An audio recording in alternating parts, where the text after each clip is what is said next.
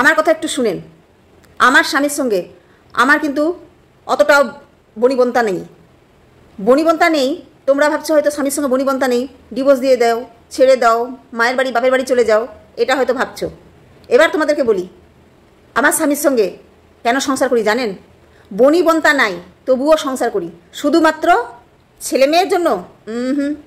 ছেলে মেয়ের জন্য না, ছেলে মেয়ে তো আমার কাছেও রাখতে পারবো ডিভোর্সের পরে, আমার ছেলে মেয়েকে আমিও কাজ করে খাওয়াইতে পারবো। কিন্তু এই স্বামীটার সঙ্গে আমি সংসার করি শুধু একটা কারণে, শুধু একটা কারণে। আমি সব নারীকে ভালোবাসি, সব নারীর কথা আমি চিন্তা করি, শুধু আমি আমার কথা চিন্তা করি না, প্রত্যেকটা নারীর কথা আমি চিন্তা করি। তোমরা আবার ভাবো কি ব্যাপার, নারীর চিন্তা করে স্বামীকে ছাড়ছে না?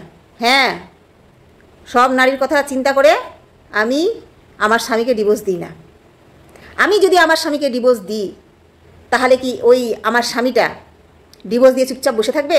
আমি হয়তো বিয়ে করব না, কিন্তু আমার স্বামী ঠিকই বিয়ে করবে, ডিভোর্সের কয়েকদিন পরেই বিয়ে করে আনবে।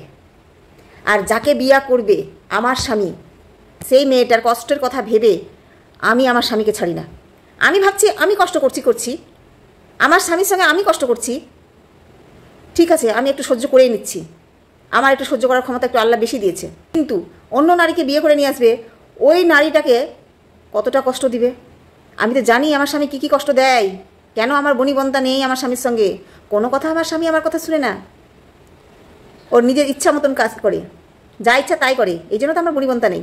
আর এই জিনিসটা রিপিট করবে ওই যে আমি যখন ডিভোর্স দিয়ে দেবো, ডিভোর্স দেওয়ার পরে যে নারীটাকে বিয়ে করবে সেই নারীটার সঙ্গে একই জিনিস করবে। মেয়েটার কত কষ্ট হবে ভাবুন তো। আমি ভাবছি সেই কষ্টের কথাগুলো, ওই দ্বিতীয় বউ যাকে করে নিয়ে আসবে ওই বউটার কষ্টের কথা ভেবে আমি আজ পর্যন্ত আমার স্বামীকে ডিভোর্স দিলাম না, আর দিবও না। ডিভোর্স দিব না, কেন দিব? অন্য নারীকে কষ্ট দেওয়ার জন্য দিব?